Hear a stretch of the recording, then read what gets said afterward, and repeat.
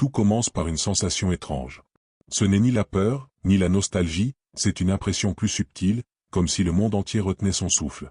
Chaque année, lorsque revient El Dia de los Muertos, quelque chose s'éveille dans l'air, un murmure ancien, un frisson qui traverse la peau de la terre. Les bougies s'allument, les visages se peignent de fleurs, et les rues se couvrent de couleurs vives pour célébrer ce que l'œil humain croit être la mort. Mais dans le secret des âmes, un autre mouvement s'opère. Quelque chose, au-delà des tombes et des autels, cherche à se manifester. Un souffle, un signe, une présence. Et si Jésus nous avait avertis de ce moment? Non pas dans les prophéties que l'on brandit pour effrayer, mais dans des paroles dissimulées entre les lignes du sacré. Des mots simples, mais d'une portée infinie. Laissez les morts enterrer leurs morts. Mais toi, suis-moi. Matthieu 8h22. Ces mots, qu'on lit distraitement, vibrent pourtant comme une clé. Pourquoi aurait-il parlé ainsi? Pourquoi opposer la vie à la vie? Peut-être parce qu'il voulait révéler une vérité cachée, que la mort n'est pas la fin du corps, mais l'oubli de l'esprit. Et qu'un jour viendrait, un jour comme celui-ci où le voile se soulèverait. Gigi Benitez aurait dit.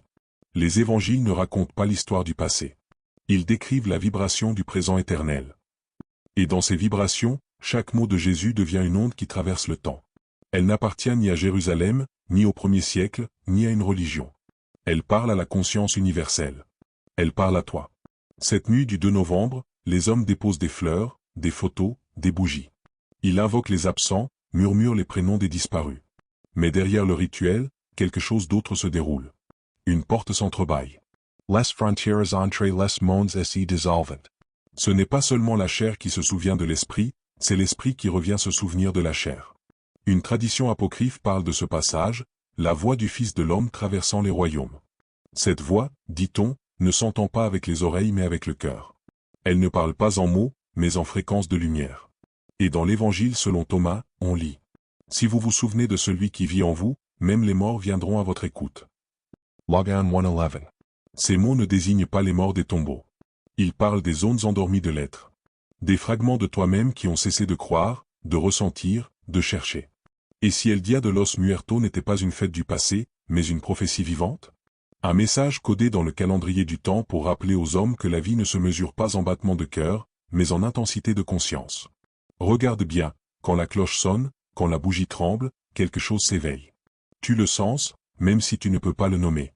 Un léger vertige, une chaleur dans la poitrine, une pensée qui n'est pas la tienne. Ce n'est pas de la nostalgie. C'est un appel. Quelqu'un, quelque part, t'appelle par ton vrai nom, celui que tu portais avant ta naissance, celui que Dieu connaît seul. Peut-être que c'est cela, le signe dont parlait Jésus. Pas une apocalypse de feu et de sang, mais un éveil intérieur, imperceptible pour ceux qui dorment encore dans la routine du monde. Un signe sans éclat, mais dont la lumière traverse tout. Il ne vient pas du ciel, il ne descend pas des nuages. Il surgit du silence, du souffle, du battement intérieur où se cache la présence divine. Cette fête, dans son essence la plus pure, n'appartient pas à une culture. Elle appartient à l'humanité tout entière. Elle rappelle que la vie et la mort ne sont que deux formes d'une même respiration. Et chaque fois que nous pensons à nos morts, ce n'est pas eux qui reviennent, c'est nous qui traversons le pont. Nous les rejoignons un instant dans le souvenir de Dieu. Il y a dans l'air une mémoire. Quelque chose d'invisible, suspendu entre le monde des hommes et celui des âmes. Ce quelque chose, c'est la promesse de la lumière. La même lumière qui fit se lever Lazare, qui illumina le tombeau vide au matin du 3e jour, et qui brûle encore au fond de ton regard lorsque tu oses plonger. El Dia de los Muertos n'est pas le jour où l'on pleure les absents. C'est le jour où les vivants se rappellent qu'ils ont oublié de vivre pleinement. Et dans ce rappel, un portail s'ouvre. Pas dans le ciel. Pas dans les cimetières. Mais là, dans le silence de ton propre souffle. Les anciens savaient. Ils savaient que le monde visible n'était qu'une façade, une pellicule fragile posée sur un océan d'invisible. Et dans leurs écrits, parfois à demi effacés par le temps, on perçoit encore cette connaissance, celle d'un passage entre deux mondes, d'une frontière qui n'existe que pour ceux qui ont cessé de voir avec le cœur. Dans le livre de Job, il est dit « Quand l'esprit s'échappe, il retourne à Dieu, mais l'âme erre dans le vent jusqu'à ce que la lumière l'appelle. » Job 33 verse 4 version Syriaque. Cette phrase, souvent négligée, est un joyau. Elle révèle que la mort n'est pas une séparation définitive, mais un état d'attente lumineuse, une mémoire suspendue dans le souffle de Dieu. L'âme erre, non comme une ombre perdue, mais comme une flamme cherchant sa source. Et cette lumière qui appelle, cette voix qui réveille est précisément ce que Jean évoque quand il rapporte ces paroles du Christ. L'heure vient où tous ceux qui sont dans les tombeaux entendront sa voix. Jean 5:28. Mais Gigi Benitez l'avait compris, cette heure n'appartient pas au futur. Elle ne dépend pas du calendrier, ni d'un jugement encore lointain. Elle est maintenant, active, vibrante, subtile comme une onde. Le Christ parle encore, mais sa voix n'est pas sonore. Elle résonne dans la conscience, là où la foi devient perception. Et El Dia de los Muertos devient alors une métaphore, non pas le souvenir des disparus, mais le rappel des vivants à leur propre dimension spirituelle. Les évangiles, lus avec un regard neuf, sont constellés de ces allusions à une communication invisible. Lorsque Jésus dit « Celui qui a des oreilles pour entendre, qu'il entende », il ne parle pas d'audition physique. Il parle de cette capacité intérieure à capter la vibration divine. Dans les textes gnostiques, cette capacité était appelée l'intelligence du cœur. C'est elle qui perçoit les signes que la chair ignore. Dans le livre des secrets d'Enoch, on trouve cette phrase troublante. « Et j'ai vu une porte entre les vents, et par elle montaient les esprits des justes vers la lumière éternelle. » Ce passage évoque un lieu, ou plutôt un état de passage, un instant suspendu entre les vents, symbole de la respiration divine. C'est par cette porte, disent certains maîtres, que l'âme se souvient de sa véritable origine. Le texte poursuit, et ce jour-là, les ténèbres se divisent, et la mémoire de la lumière revient. N'est-ce pas là l'expérience que ressentent tant de croyants quand ils prient pour leur mort? Une douceur soudaine, une chaleur qui enveloppe le cœur, comme si quelque chose répondait. Pas un souvenir, mais une présence. Cette mémoire de la lumière n'est pas la nostalgie du passé. C'est le rappel de la vie éternelle, le battement de Dieu à travers le temps. Les mystiques affirment que, lorsque les vivants se souviennent des morts, le ciel se penche sur la terre. Car dans l'acte même du souvenir, la séparation s'efface. Le non prononcé devient vibration, et la vibration devient prière. Ce que nous appelons mourir n'est alors que la traversée de la fréquence. Benitez écrivait « Les morts ne nous entendent pas avec leurs oreilles. Ils nous perçoivent à travers la vibration du cœur. Ils ne répondent pas par des mots, mais par des coïncidences, par des signes, par cette sensation d'être soudain observé par l'invisible. » Ce que les textes décrivent comme la voix du Christ est donc plus qu'une parole. C'est une onde de rappel.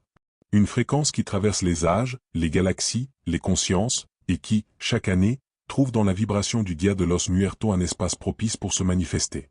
Peut-être que Jésus savait.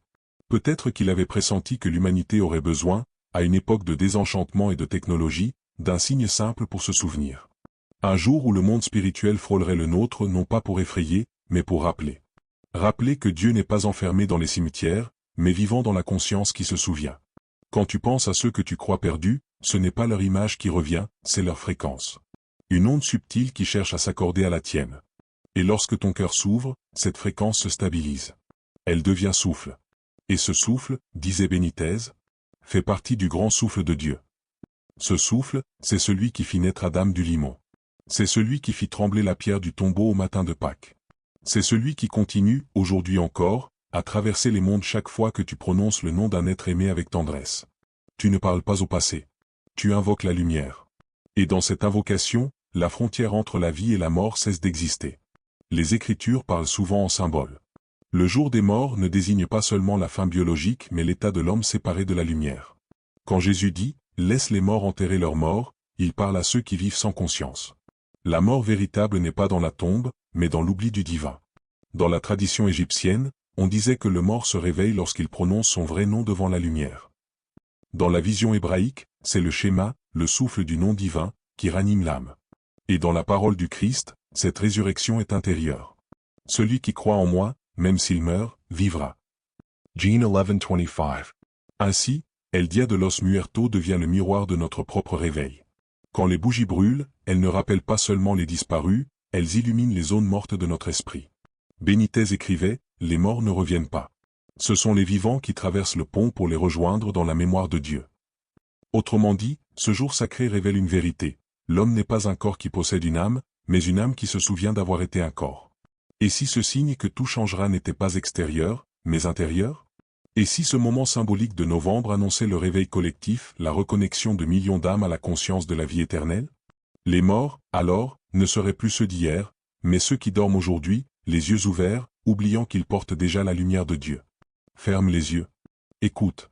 Le monde semble silencieux, mais il y a une voix fine comme un fil d'or qui traverse les dimensions.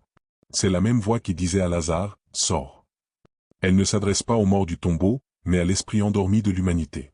Le signe dont parlait Jésus n'est pas un cataclysme. C'est un éveil collectif, une vibration que seul le cœur pur peut reconnaître. Quand tu allumes une bougie pour un défunt, tu invoques sans le savoir la lumière du Christ en toi-même. Et cette lumière, lorsqu'elle se propage, transforme tout, les murs de la peur s'effondrent, la mort perd son empire, et la conscience se souvient de sa vraie demeure. Gigi Benitez aurait murmuré, « Quand l'homme comprendra que la mort n'existe pas, le monde changera de dimension. » Ce jour approche. Le signe est déjà là. Chaque fois que tu ressens la présence de quelqu'un que tu croyais perdu, le royaume s'ouvre un peu plus. Car Dieu n'est pas lointain, il respire à travers toi, il vit dans la mémoire invisible des âmes éveillées. Et peut-être que ce que Jésus a vraiment voulu dire, c'est que le jour des morts n'en est pas un. C'est le jour où les vivants se rappellent qu'ils ne mourront jamais.